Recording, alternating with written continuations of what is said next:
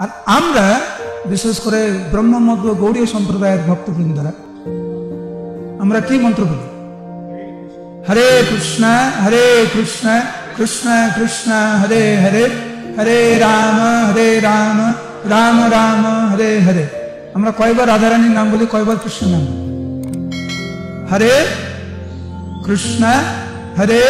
কৃষ্ণ, তারপরে হরে হরে হরে হরে।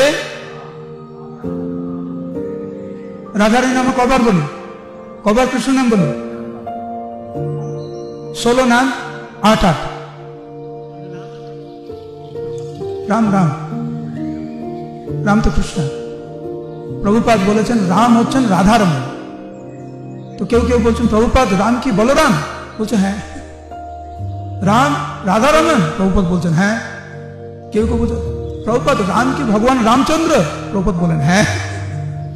কিন্তু ব্রহ্মমধ্য গৌড়ীয় সম্প্রদায়ের কাছে রাম হচ্ছে রাধারমণ। রাধারমণ ভগবান কি মানে কৃষ্ণ স্বয়ং। তো ব্রহ্মমধ্য গৌড়ীয় সম্প্রদায়ের ভক্তরা আমরা নিরন্তর শ্রীমতী রাধারানীর নাম গ্রহণ করি, ভগবান কৃষ্ণের নাম গ্রহণ করি।